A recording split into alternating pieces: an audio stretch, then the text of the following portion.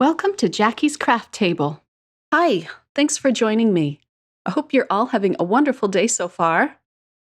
In this video, I have two more card examples to show. I'm using a stamp set from Studio Katia called Floral Trimmings. I posted a video last week using the same stamp set. I will link to that video at the end of this video. I wanted to show you two more ideas I've come up with for this stamp set. However, these ideas can be used with any large floral stamp set that you may have in your stash. These card ideas I have for you today are for times when you need just a quick card or when you don't want to do a lot of coloring. I'm starting out by stamping this image with some VersaFine Onyx Black ink, and I did stamp that 3 times to get a good impression. I poured over some clear embossing powder, and then I'm just melting that with my heat tool. Then I'm going to repeat this step with the other stamp that came in the set.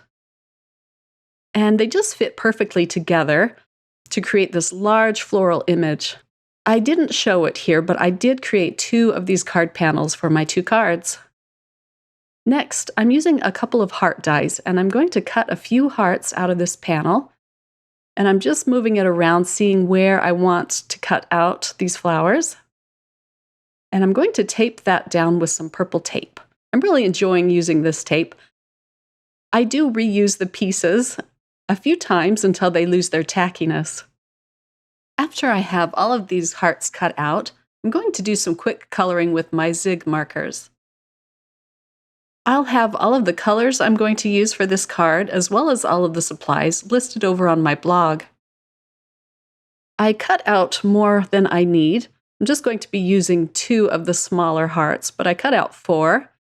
But they will be nice to have for my stash, for when I need to put together another quick card. The first color I'm using is my favorite. It's light carmine, and I'm putting that where the shadows are. And I'm just drawing out the color a little bit with tea rose.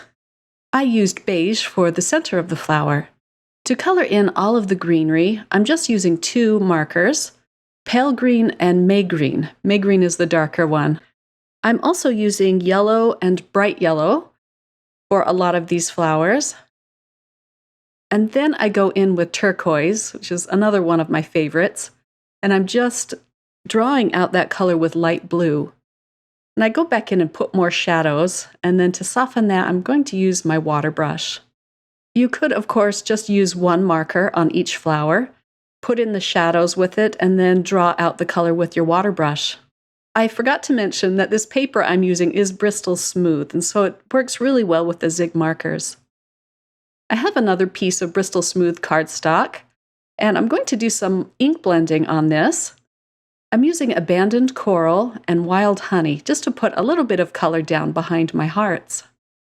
I'm not worried about getting a smooth blend because most of this is going to be covered. I'm making sure to keep some white spaces on this panel because I think the white just makes your images pop. I'm using a lot of different papers to put this card together. I'm using my dot liner to adhere all of these together. I start off with my black and white striped pattern paper and just putting a little bit of dot liner on that and centering it on my black piece. And then I can center this ink blended piece of paper in the middle of that. I've had this fancy flourish die. You can see that on the bottom right of the screen. And I've had it in my stash for years, and I haven't used it. So I pulled it out and thought I would give it a go with this card. I'm using some foam squares to pop up this heart and to give it some cute dimension. I'm centering that on my card, and then I'm going to pop up 2 of these other little hearts as well. I'm also going to pull out my iridescent bubbles from Studio Katia and just put them all over the card. I just love these iridescent bubbles. They're so pretty.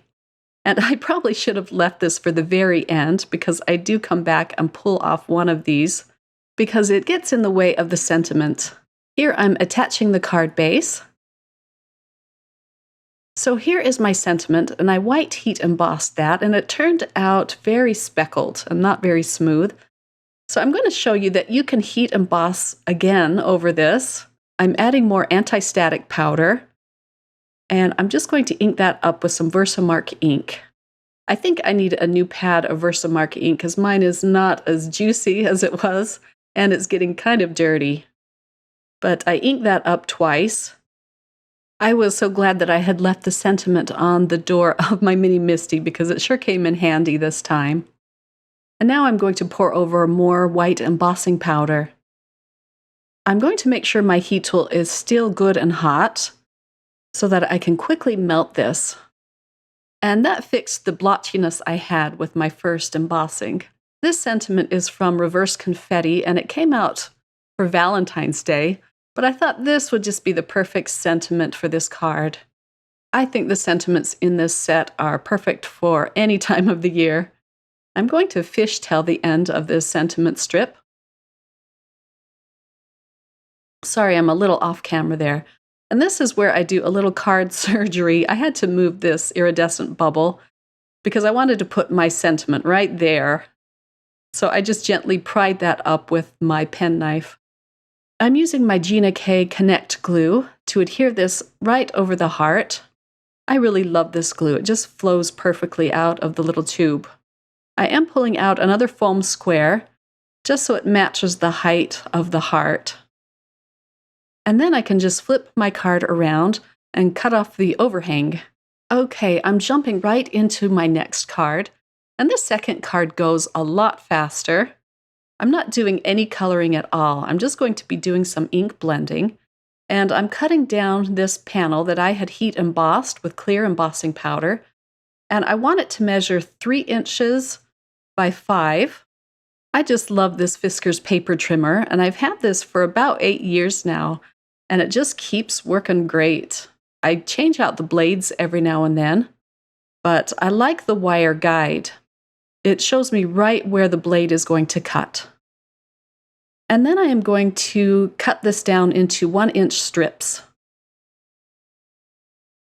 And now for some fun and quick ink blending with my Distress Oxides. And I'm using the same color combination on this strip as my last card. I'm using Abandoned Coral and Wild Honey. I'm just applying that down very dark. I'm using a tissue just to buff the ink off of the embossed lines. I wanted this to be a little bit darker, so I'm going to just add a little more ink here.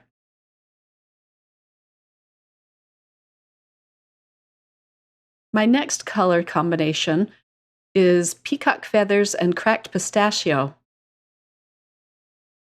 I'm using a piece of type paper under this. Just makes for a fast and easy cleanup. My third combination is Wilted Violet and Shaded Lilac. I just love this one. It's so pretty. I really enjoyed doing this, and there are so many color combinations that you could use. I'm going to adhere some foam tape behind these strips. I just want to give them a little more dimension on my card. You could also use fun foam on this as well, but I just had this foam tape on my desk. I made sure that all of my paper strips are in the right order. And then I'm going to adhere them down, starting with the side strip of paper first. And then I do the other side, making sure there's equal distance on both ends. That makes it easier so that I can center my middle strip of paper last, and I can just center that perfectly in between those two strips of paper. I'm using another die to cut out a sentiment. I cut this hello out 3 times so that I could glue them together and it'd be a little more substantial. Stacking the 3 sentiments together also gives it some fun dimension.